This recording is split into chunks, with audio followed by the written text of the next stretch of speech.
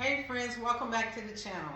I recently returned from an 18-day repositioning cruise through the Panama Canal on board the Norwegian Encore. Now, while the cruise itself was awesome, it wasn't until towards the end that everything went left when we tried to come back through customs at the port of San Francisco.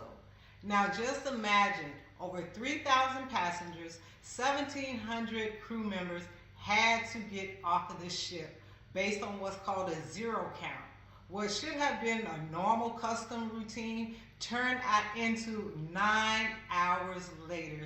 So that's what I'm here to share with you about my experiences. So yeah, let me back up for a minute. So as I mentioned, I took an 18-day repositioning cruise from Miami on board the Norwegian Encore, which is, I believe, Norwegian's biggest ship so far.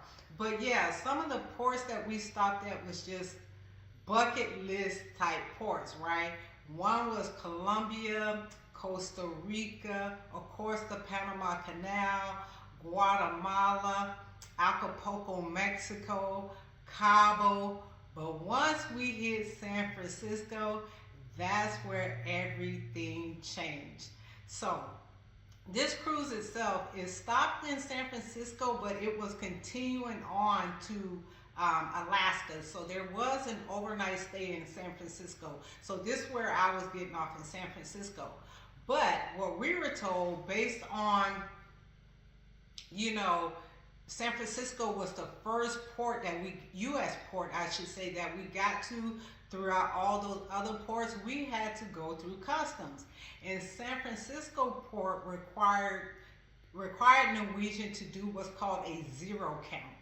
And just as the name implies, zero count. Basically, that means everybody had to get off of the ship. We're talking about 3,000 people, and the crew had to get off. And the thing about it is, no one could get back on until that last person got off.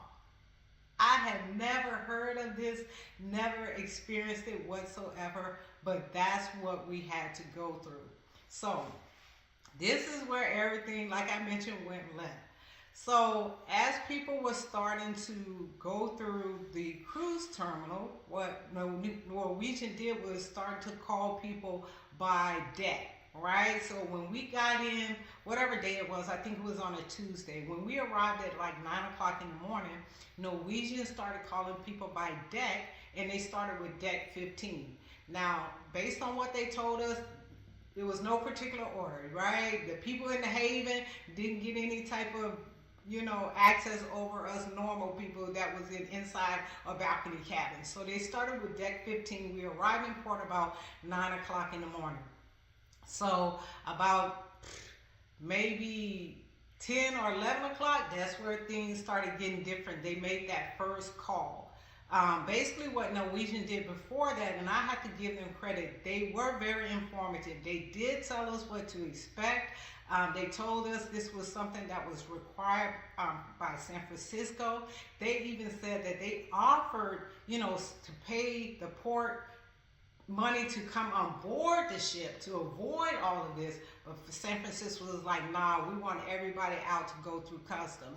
And basically what was being required when people was going through customs was they was checking the passport, of course, fingerprints, and they was asking some type of questions. And I'm like, wait a minute, that sounded like when I got my global entry. But that's what each and every person, 3,000 people, had to go through. So you can just imagine what that would look like.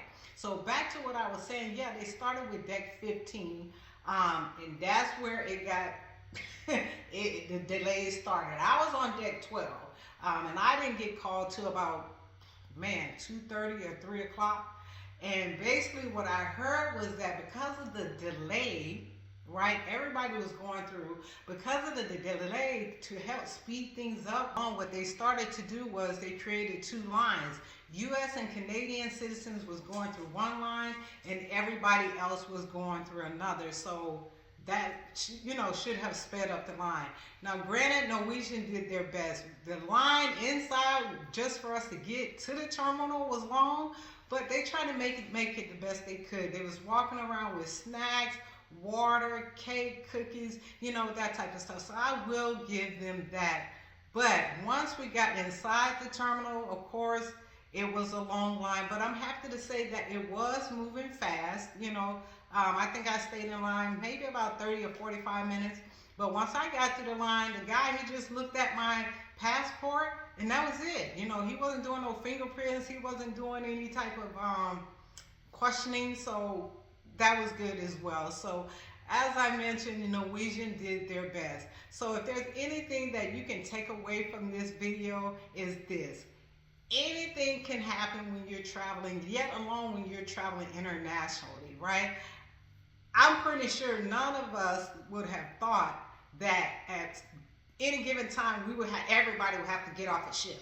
Well, who does that? But in case of San Francisco, I guess they did do that. So if you have travel plans cruising through San Francisco, where it's the first U.S. port that you enter into, you may want to keep this in mind.